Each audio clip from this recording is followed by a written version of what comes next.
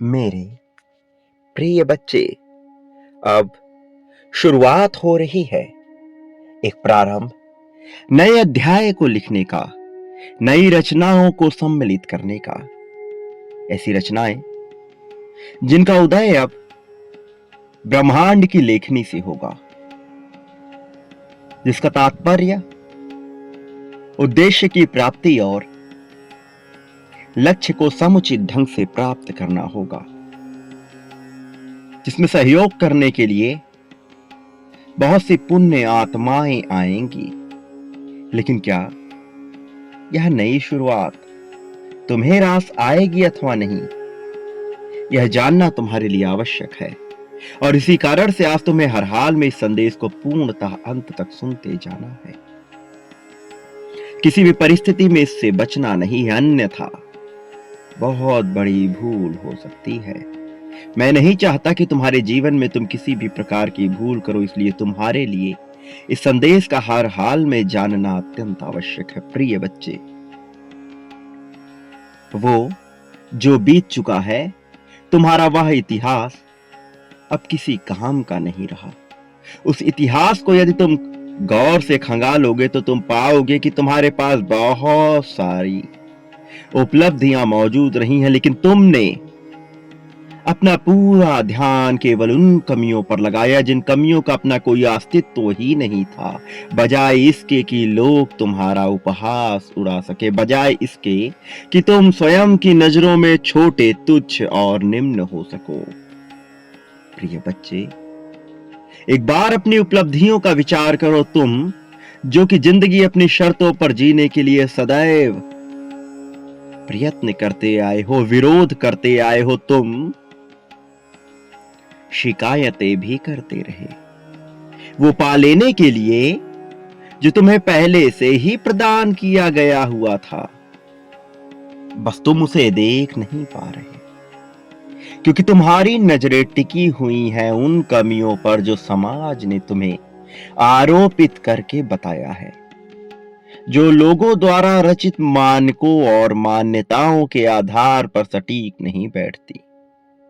तुमने अपने आप को ढाला उन आधारों पर जिसे ईश्वर ने नहीं गढ़ा, जिसे किसी परमात्मा, किसी देवता, किसी ऐसे महापुरुष ने नहीं गढ़ा जो इस संसार को बदलने की क्षमता रखता हो।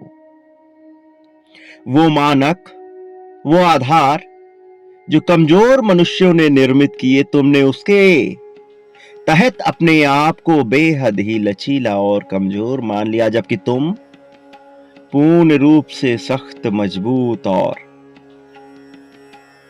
उस काठ के समान हो जिसे भेदना अत्यंत मुश्किल है, जब तक कि कोई तुम्हें भावनात्मक रूप से चोटिल ना कर दे। और तुम्हारे इसी कमजोरी का फायदा उठाकर बहुत से लोगों ने तुम्हें प्रताड़ित किया है, जबकि तुम प्रताड़ना को सहने के लिए बने ही नहीं हो।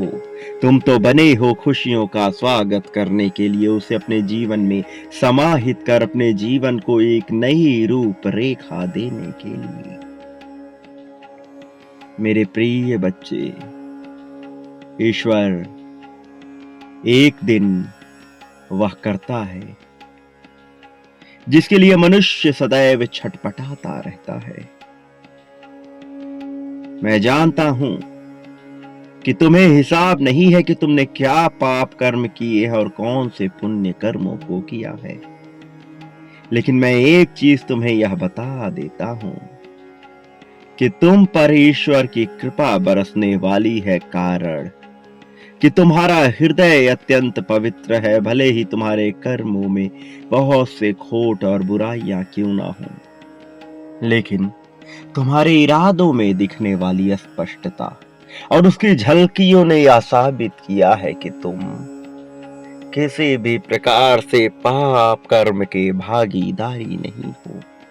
बस तुम्हें डाला गया, उड़ेला गया, झोंका गया उन कार्यों में जिस कार्य की तुम्हें समझ नहीं थी, और तुमसे भूलवश कई बार ऐसे पाप कर्म हुए जिन्होंने तुम्हारे कर्मों को खराब करने का कार्य किया, लेकिन फिर भी ईश्वर की दयालुता तुम पर बरस रही है मेरे प्रिय। वो नेक दिल मनुष्यों को कभी भी नहीं प्रताड़ित होने देता।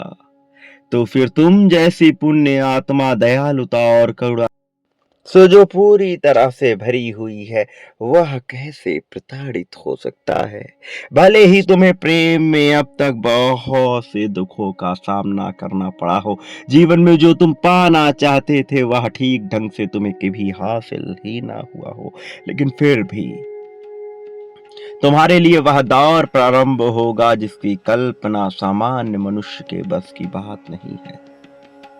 प्रिय बच्चे, तुम तरक्की की राह पर हो, भले ही तुम्हें अपने यह नग्न आंखों से दिखाई ना दे, अपनी सामान्य दृष्टि से ना दिखाई दे और तुम्हारी बुद्धि से समझ सकने में सामर्थ्यवान ना हो, फिर भी मैं तुम्हें वह दिव्य दृष्टि प्रदान करूंगा जो यह स्पष्ट करेगी कि तुम किस प्रकार से उन विजयों की तरफ बढ़ रहे हो जो तुम्हारे जीत की रूपरेखा रखने वाली हैं और जो तुम्हें जीवन में वह सब कुछ प्रदान करने वाली हैं जिसकी आकांक्षा तुमने सदा से ही की थी। मेरे प्रिय बच्चे, क्या तुमने कभी महसूस किया कि तुम प्रेम के लिए किस तरह से तड़पते आए हो?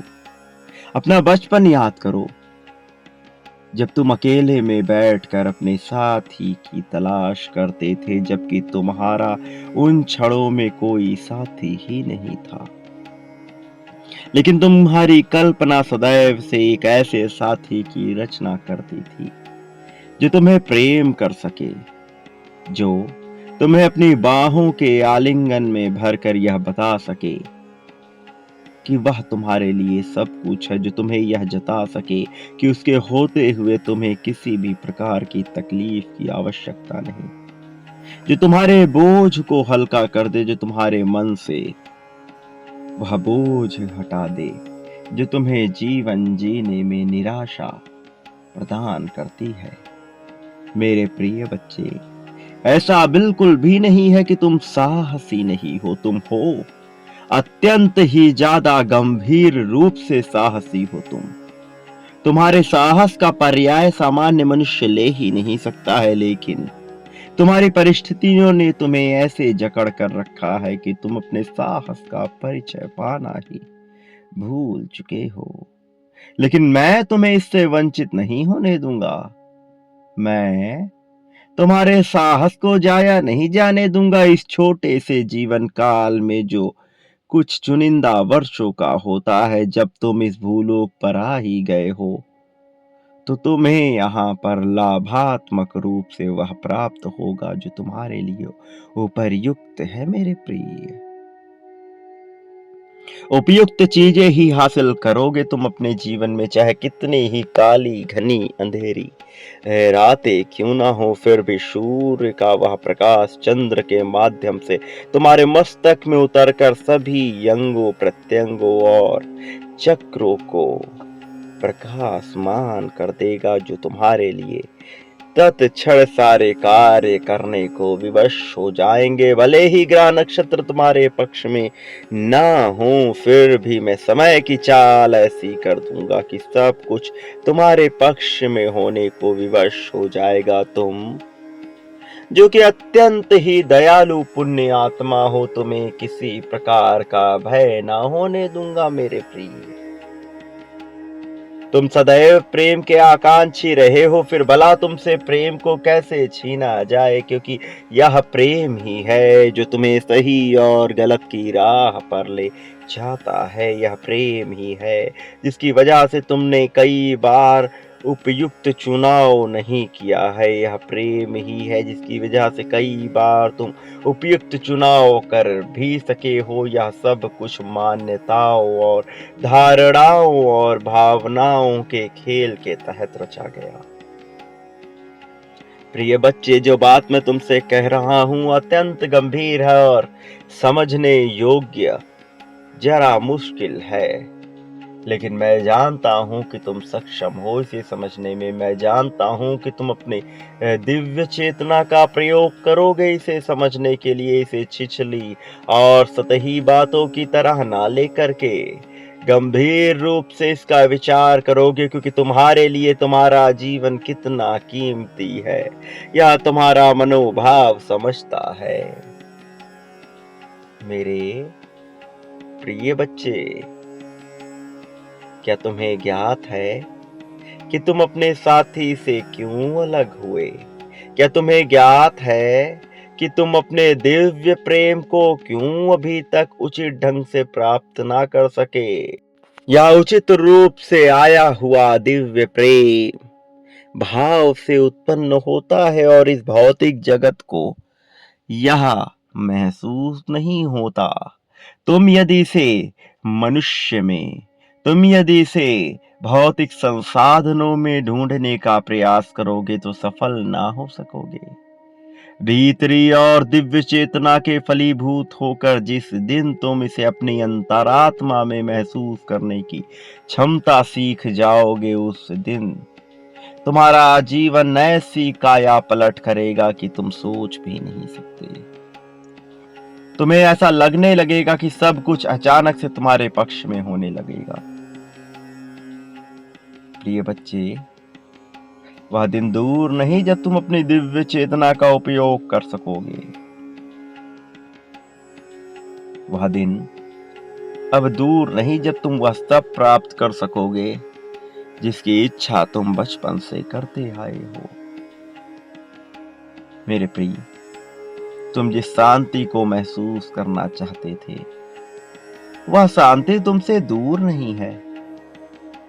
तुम उसे जिस क्षण चाहो पा सकते हो, लेकिन उसके लिए तुम्हें अपने आत्म संकल्प को मजबूत करना होगा। संकल्प की शक्ति से बढ़कर कोई शक्ति नहीं, इस बात को समझना होगा। फिर कोई ग्रह, नक्षत्र, तारे या कोई काली बुरी आत्मा, किसी प्रकार की दैवीय शक्ति भी वह कार्य नहीं कर सकती जो मनुष्य की संकल्प शक्ति कर सकती है, क्योंकि यही वह शक्ति है जो हर प्रकार की ताकत को अपने भीतर समाहित कर लेती है। जब मनुष्य संकल्प की ताकत को पहचान लेता है, तब संकल्प की शक्ति सभी देवताओं की और सकारात्मक शक्तियों को अपनी ओर आकर्षित करने लगती है।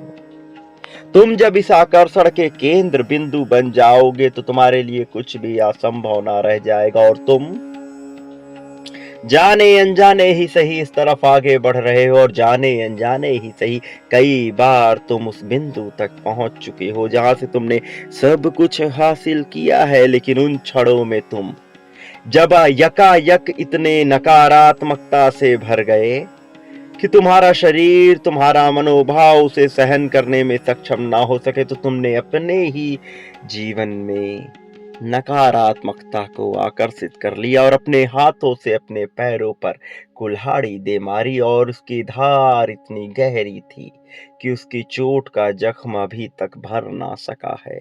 लेकिन फिर भी मैं तुमसे कह रहा हूं मेरे प्रिय, ऐसा कोई जख्म नहीं जिसे मैं ठीक ना कर दूं, ऐसी कोई ज्वाला नहीं जिसे मैं ना बुझा सकूं, ऐसा कोई धातु नहीं जिसे मैं ना पिघला सकूं, और इस संसार में ऐसा कुछ भी नहीं जिसे मैं मरणशील ना कर सकूं। फिर नकारात्मक और बुरी शक्तियों को मैं भला मरणशील क्यों ना करूंगा, वो भी तुम्हारी जैसी दिव्य पुण्य आत्मा के लिए जो इस मानवता और सामाजिक सांसारिक भलाई का बीड़ा अपने सर पर लेना चाहती हो।